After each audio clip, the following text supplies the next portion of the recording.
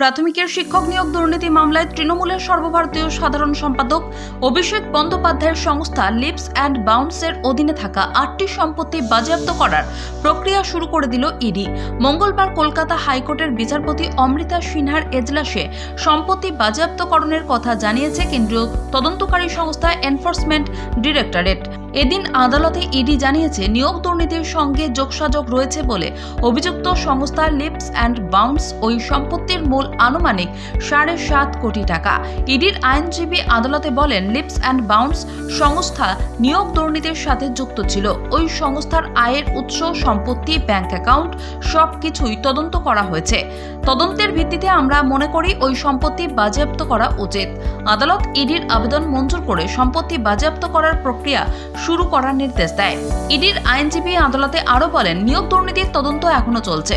নতুন করে অনেক তথ্য আমাদের হাতে এসেছে, তাই তদন্ত শেষ করতে কিছুটা সময় লাগবে।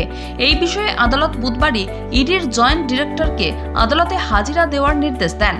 প্রসঙ্গত, গত সেপ্টেম্বর মাসে লিপস অ্যান্ড বাউন্ডসের সিইও অভিষেক বন্দ্যোপাধ্যায়ের সম্পত্তির খতিয়ান তলব করেছিল কলকাতা হাইকোর্ট। শুধুই অভিষেক নয়, তার পাশাপাশি লিপস অ্যান্ড বাউন্ডসের সমস্ত ডিরেক্টরের সম্পত্তির হিসেব দেখতে চান বিচারপতি সিনহা।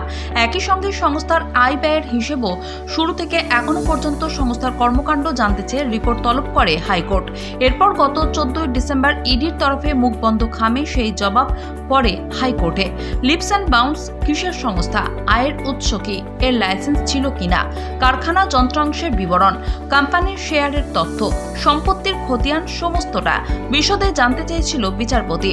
এই ইস্যুতেই অভিষেকের কাছে নথি চাওয়া হলে কিছুদিন আগে ইডির কাছে সংস্থা সংক্রান্ত তথ্য জমা দিয়ে এসেছিলেন অভিষেক।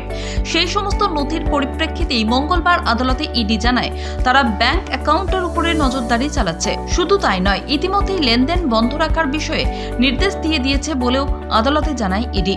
উল্লেখ্য, নিয়োগ দুর্নীতির সমস্ত তদন্ত 2023 সালের মধ্যে শেষ করার নির্দেশ দিয়েছিল আদালত। সুপ্রিম কোর্টও ডেডলাইন বেঁধে দিয়েছিল। তবে এদিন ইডির তরফে আদালতে জানানো হয়, নতুন করে বহু তথ্য তাদের হাতে এসেছে, তাই স্বল্প সময়ের মধ্যে তদন্ত শেষ করা সম্ভব হয়নি।